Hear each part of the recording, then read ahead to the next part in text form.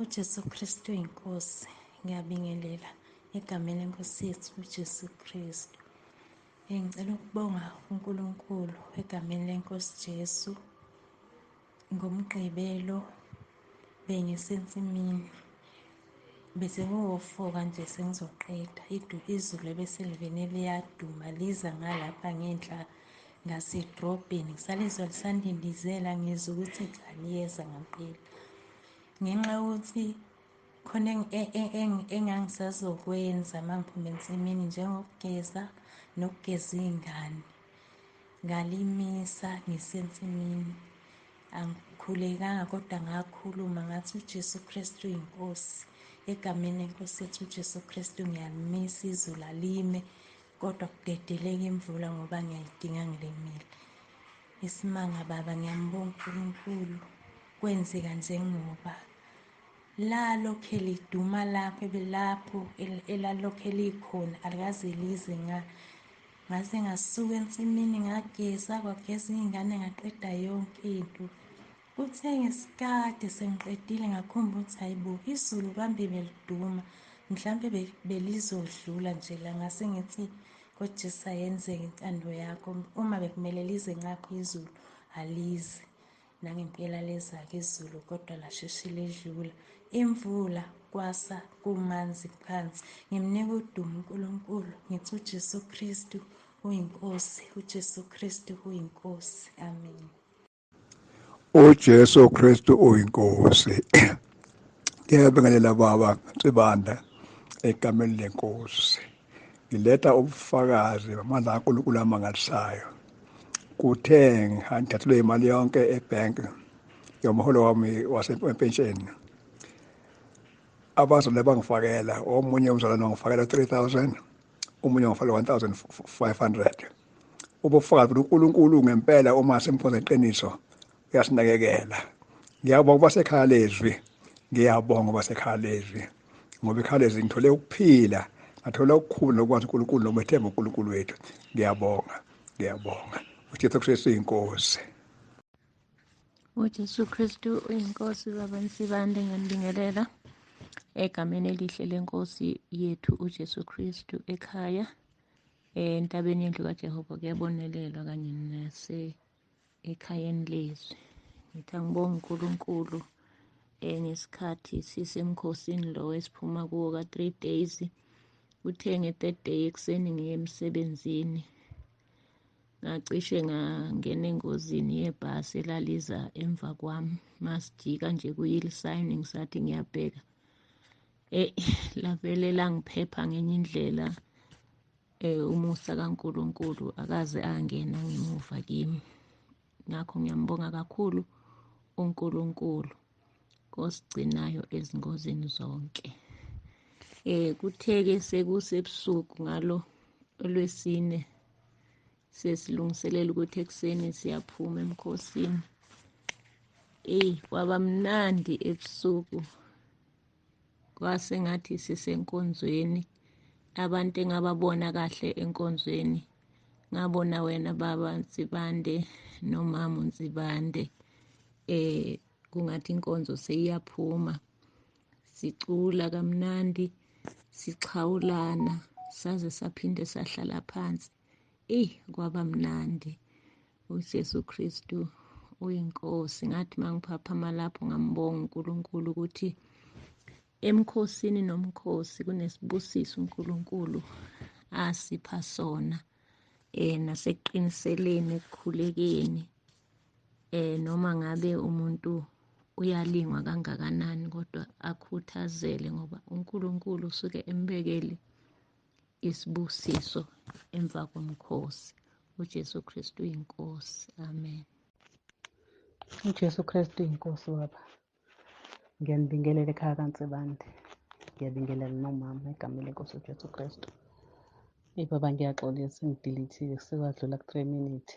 Baba ngiphakamisa amandla kumbonga kakhulu uNkulunkulu ukuthi umkhuleko wawusenda ngomhla ka-18 May lo wamaphupho amabi. Ngiyabonga ukuthi uNkulunkulu wangivezela ngashisa izinto ezazifikile ngazithola ngendlela engazifanele. Ngazishisa awaphindanga abuya lawo maphupho angicolisayo, amaphupho okungcola. Ngiyambonga kakhulu uNkulunkulu ngawe baba. Siyabonga nje kakhulu ukuba sekhaya lezi. Ngiyambonga nje kakhulu nomama Zondi owangifaka. Ngiyabonga kakhulu, amaphupha awekho, ahambile, umuntu usezwele nokuthula nje enhlizweni. Ngiyabonga nondodakazi wami, sesiqala u-2 months manje, hhayi ukudlikiza kusabuye. Ngiyabonga baba ukuthi nje usitshele ukuthi singene ku-7 days, hhayi uphilisiwe ngempela. Ngiyambonga kakhulu uNkulunkulu baba ngawe. Ngiyabonga ukuthi uvume usebenzele uNkulunkulu njengoba uyusitshela ukuthi uyimbongolo egitshelwe. Siyabonga kakhulu ngawe. Siyabonga kakhulu Jesu Kristu inkosi. Amen. UJesu Kristu uyinkosi. Ngiyabingelela baba nomama Nsibande ekhaya leZwi nasentabeni yendlu kaJehova kuyabonelela. Ngiyabonga uNkulunkulu ngomusa nangokusibiyela kwakhe ekhaya leZwi.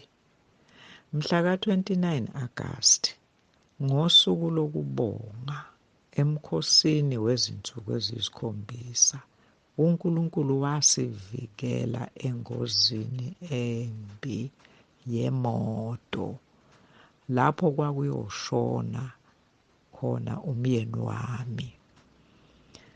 Ngathi nangiyibona le moto iphambi kwethu seyicishe ifahlaza ifastelo langaphambili, ngamemeza ngathi, Jesus!